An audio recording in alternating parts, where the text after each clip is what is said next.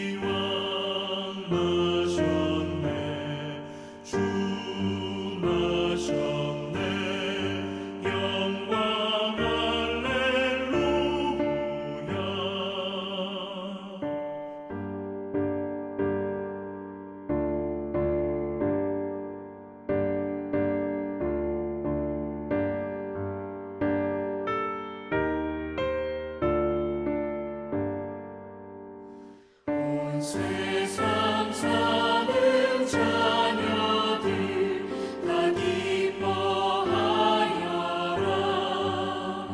그 귀한 아기 예수님 널 위해 나셨다. 창평와 기쁨 주시니 아기께 경배하여라. 우리 왕 나셨네. 주 나셨네. 영광 할렐루야.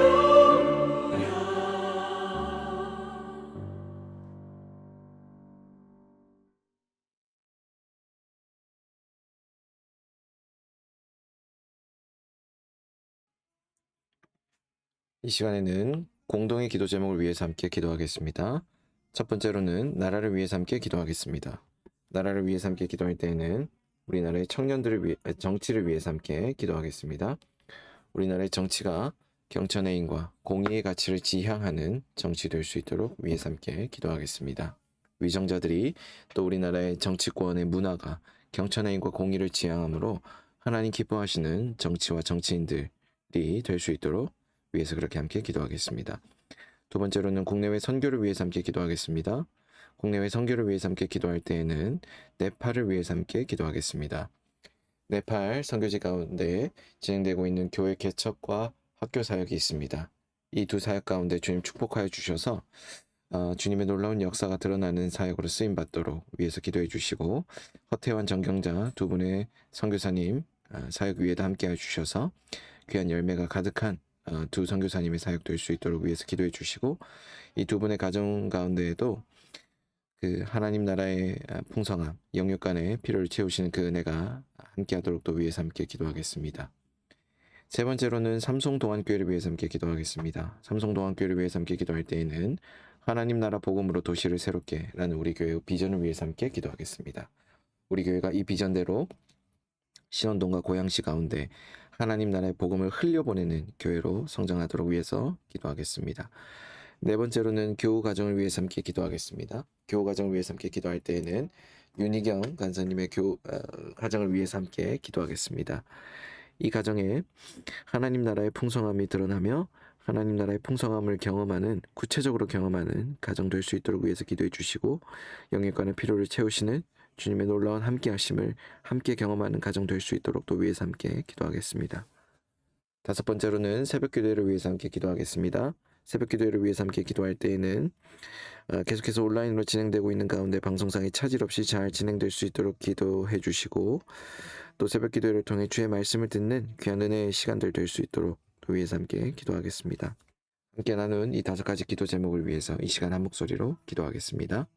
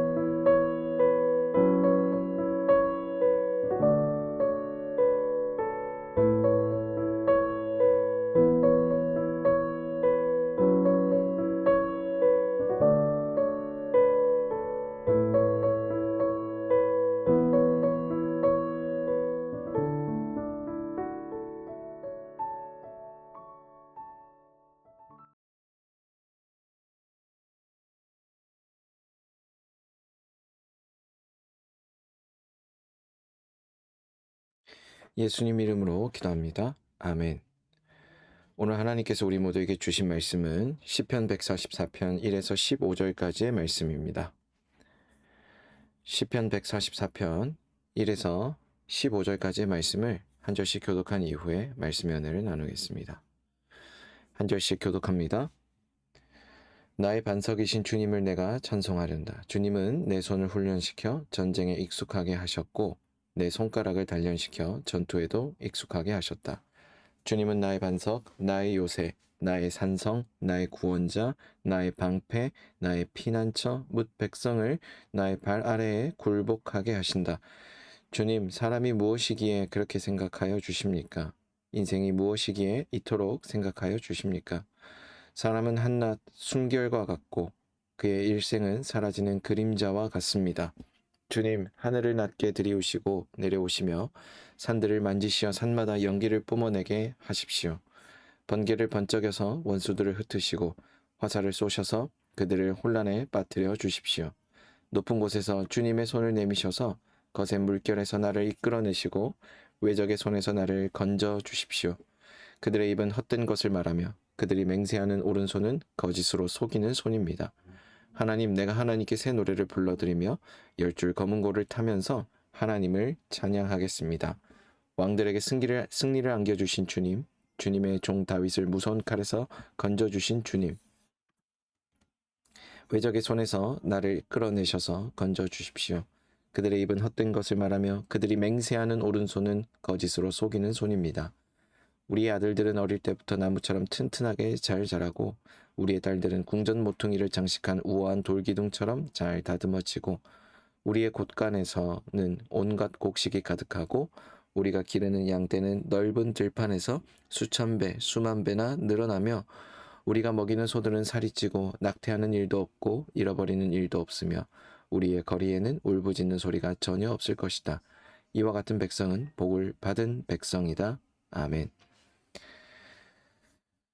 오늘 우리가 함께 읽은 이 시편 144편의 말씀에서는 계속해서 이 시편 기자의 탄원하는 내용들이 이어지고 있습니다. 우리가 지난번 토요일에 살펴보았던 다윗의 시에서 자신의 모든 상황의 문제의 주인이 되실 뿐만 아니라 어려운 때에도 환난의 때에도 그 문제 가운데서 만족해 하시는 그분을 우리가 함께 만나보았습니다.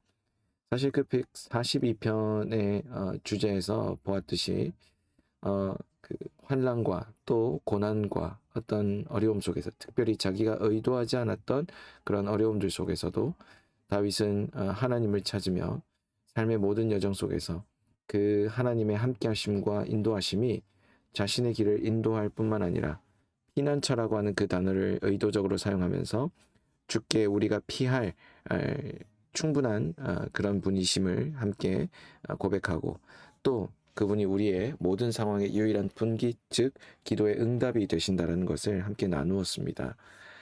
그와 연장선에서 144편을 함께 본다라고 한다면 144편은 일반적으로 두 개의 독립된 시편이 후대에 편집되었다라고 보는데 1절부터 11절까지는 이 왕에 대한 이야기로 기록된 것으로 함께 보고 있고 12절부터 15절은 축복의 내용을 담고 있는 지혜시, 지혜와 관련된 지혜의 시편으로 구분합니다. 그래서 내용적으로 보면 다스림과 관련된 내용이 1절부터 11절까지 이어지게 되고 12절부터 15절은 축복의 내용이 담겨져 있습니다. 시편 기자는 무엇보다 하나님이 어떤 분이신지를 말해주는데 이것을 142편과 또한 연결해서 생각해 본다면 하나님 그분은 환난의 때에 능력의 원천이 되신다는 것을 전제합니다. 1절에 보면 반석이신 여호와 하나님 그리고 전쟁 가운데서도 우리를 승리로 인도하시는 하나님 단련시켜서 우리를 전투에 익숙하게 하신다라고 하신 그 말이 바로 모든 환난과 그 어려운 투쟁 가운데서도 우리를 지키시고 보호하신다라는 것을 오늘 이 말씀을 통해서 우리에게 도전하고 있습니다. 하나님 구원의 원천이십니다. 그래서 2절 말씀에 이렇게 그가 고백을 합니다. 주님은 나의 반석, 나의 요새, 나의 산성, 나의 구원자, 방패, 피난처 이 모든 것들이 나를 지키고 보호하신다라고 하는 하나님에 대한 묘사인데 그분이 우리를 지키시고 보호하신다라고 하는 이 점은 영어 단어로 protect, 우리를 지킨다라고 하는 바로 어떻게 보면 수동적으로 받아 누리는 그런 보호에 관련된 이야기이기도 하지만 그분 자체가 우리를 적극적으로 지키시고 보호하신다라는 이미지를 함께 심어줍니다. 그래서 우리가 필요할 때에만 하나님 그분이 방패가 되시고 피난처가 되시고 보호자가 되시는 것이 아니라 그분 자체가 구원의 원천이시고 보호자 되시기 때문에 어떻게 보면 이것은 굉장히 능동적인 표현이기도 합니다. 그분의 성품과 인격을 고백함으로써 그분을 만나게 됨과 동시에 즉시 그분의 보호하심과 인도하심을 경험하게 된다라고 하는 놀라운 고백인 것이죠. 그래서 우리는 필요할 때만 이 피난처, 산성, 그리고 나의 보호자, 구원자 이렇게만 이야기하는 것이 아니라 구원의 원천이신 그분 자체가 우리에게 어떻게 보면 보호와 또 인도하심에 그 자체의 은혜로 주어졌음을 우리가 알게 되기 때문에 우리가 필요할 때에만 그분이 기능적으로 그렇게 작동하시는 것이 아니라 그분의 성품과 인격 자체가 그러하기 때문에 우리는 오늘 그분을 바라보면서 충분히 그 뒤에 따라올 결과들을 기대하고 예상할 수 있습니다. 그것이 무엇입니까? 우리의 구원이라는 것입니다. 구원자이신 하나님, 그분을 바라보기 시작할 때 구원이 또는 은혜가 전혀 보이지 않는 내 삶 속에 하나님의 은혜와 구원이 보이기 시작하더라는 것이죠. 사랑하는 여러분, 오늘 우리의 삶 속에 구원과 은혜가 보이기 시작한다라고 하는 이 지점이 너무나도 귀하고 감사한 제목들입니다. 하나님 그분은 우리에게 필요할 때에만 그와 같은 분으로 역사하시는 것이 아니라 매 순간 모든 순간에 우리의 구원자 되신다라고 하는 것을 분명하게 말씀하십니다. 하나님 그분은 또한 사랑의 원천이십니다. 3절부터 4절에 보면 주님께서 사람이 과연 무엇이기에 그토록 우리를 생각하여 주시냐라는 그런 어떻게 보면 자조적인 질문을 하게 되는데 이 시편의 기자는 사람이 어떠한 존재인지 알면 하나님께 이런 사람에 대한 깊은 관심을 가지고 계신 것이 얼마나 감격스럽고 놀라운 것인지 충분히 알 수 있다라는 지점에서 이렇게 고백하고 있는 것입니다. 헛된 것이고 일시적인 것이고 유한한 존재인 우리가 하나님께로부터 이와 같이 놀라운 구원의 감격과 구원의 근원 되시는 그분께로 속하게 된다라고 하는 이 은혜, 우리에게 필요할 때에만 그토록 우리의 어떤 순종과 우리의 어떤 복종을 요구하시는 분이 아니라 또 그 필요할 때에만 기능적으로 보호해 주시고 기능해 주시는 분이 아니라 그분 자체가 우리의 구원이 되신다라고 하는 그 점이 바로 이 시편 기자의 고백을 통해서 이렇게 고백되고 있는 것입니다. 주님, 우리는 그럴 자격이 없습니다. 주님, 우리는 그러한 능력도 우리에게 그러한 지위도 존재하지 않습니다. 구원에 합당하지 않는 우리를 구원해 주시니 고맙고 감사합니다라고 지금 고백하고 있더라는 것이죠. 오늘 이와 같은 고백을 아는 사람은 하나님이 우리에 대해서 사랑의 원천이 되신다는 것을 깨달은 자들입니다. 하나님이 이런 사람들을 위해서 더할 수도 없고 덜할 수도 없는 완전한 사랑을 베풀어 주십니다. 그 사랑을 알고 있는 자들은 바로 이와 같은 사랑 가운데로 나아가 하나님께 자신의 삶을 온전히 의탁하게 됩니다. 그래서 이 1절부터 11절까지의 내용을 쭉 지켜볼 때 하나님의 백성은 때때로 자기가 겪는 부분적으로 경험하였던 그 구원의 경험들을 통해서 하나님을 더욱더 깊이 알아가고 더욱더 신뢰하게 되고 의지하게 됩니다. 시편의 기자는 하나님께 새 노래로 노래하며 열줄 비파로 찬양을 드리겠다라고 9절부터 11절까지의 내용을 통해서 말씀합니다. 하나님의 백성들은 하나님의 구원의 역사를 볼 때 새로운 노래로 하나님 앞에 그분의 사역과 그분의 능력을 높이며 찬양하고 경배하게 됩니다. 하나님께 최선을 다해 찬양하는 바로 이들이 하나님의 구원 역사를 목격한 그들에게서 나올 수 있는 가장 자연스러운 그러한 반응들인 것이죠. 우리의 삶에 찬양이 사라졌고 우리의 삶에 감격이 사라졌고 우리의 삶에 하나님을 향한 감사와 그분을 높여드림이 사라졌다면 우리는 오늘 부분적으로나마 그렇게나마 겪었던 그 구원의 경험들이 이제 우리의 삶 속에 보이지 않는다라고도 볼 수 있습니다. 그분이 우리와 함께 하실 때 우리는 자연스럽게 결과적으로 따라오는 그분의 보호하심과 인도하심을 겪지만 더 이상 그분의 함께 하심을 신뢰하지 않으며 우리 스스로 살아가고자 하였던 그 삶 속에서 우리는 결코 그 어떠한 유익도 어떠한 감격도 누릴 수 없다라는 것을 오늘 시편 144편은 우리에게 너무나도 잘 말해주고 있습니다. 12절 이하에 보시게 되면 축복과 관련된 이야기가 나오는데 하나님께서 이렇게 능력을 주심으로 대적과 싸워 승리한 왕, 바로 그와 같은 왕이 사랑이시고 구원의 근원자 되시는 그 왕이 우리와 함께 하신다라는 것을 1절부터 11절 사이에서 이야기했다면 그 왕이 오늘 우리에게 참 이 세상에서 찾아볼 수 없는 참된 복을 우리에게 허락하신다라는 것을 이야기합니다. 그것이 12절부터 15절에 이렇게 이야기되고 있습니다. 우리의 아들들은 참 어리석습니다. 그러나 장성한 나무들과 같이 우리의 딸들은 궁전의 양식대로 아름답게 다듬은 모퉁이 돌과 같이 그렇게 자라가고 바뀌게 될 것입니다. 라고 이야기하고 있는 것입니다. 사랑하는 여러분, 오늘 주님께서 우리와 함께 하심으로 우리가 주님의 인도하심을 받아 나아가게 될 그 장성한 분량에 이르게 되는 그 놀라운 지점은 구원의 감격을 회복한 사람들, 구원에 대한 감사가 있는 사람들이 함께 누리게 될 또 하나의 영광이자 축복이자 은혜입니다. 하나님께서 구원의 근원이 되시고 또 사랑의 원천이 되시며 그 모든 환난 속에서 우리를 구원 가운데로 이끌어 가시는 왕이시라는 것을 함께 경험하고 고백하는 이들은 복된 삶 속에서 무엇을 경험합니까? 하나님 안에서 점점 자라가고 더욱더 큰 풍성함이 그분 안에 있다라는 것을 경험하고 확신합니다. 그래서 우리가 그분 안에 있을 때 우리는 더 이상 세상 가운데 있는 풍성함이 우리에게 매력적으로 다가오지 않습니다. 오히려 그것들만이 우리에게 자꾸만 느껴지기 시작할 때 더 큰 공허함을 느끼게 됩니다. 그래서 하나님께서는 우리에게 무엇이라고 도전합니까? 그렇게 자라가게 될 하나님의 백성이 복 받았을 때에 그 백성이 하나님께 섬기는 백성으로 나아가는 자들이고, 그리고 그 백성이 주님을 자기 하나님을 섬기는 백성은 복을 받은 백성이다라고 15절에 말하고 있는 것처럼 하나님, 오늘 우리가 주님께로부터 이미 큰 복을 받은 백성이고 그 복 받은 자로서 점점 자라가게 될 것이며 그리고 우리의 삶 속에 더욱더 큰 풍성함을 경험하게 될 것을 신뢰합니다 라고 고백하게 되는 것이죠.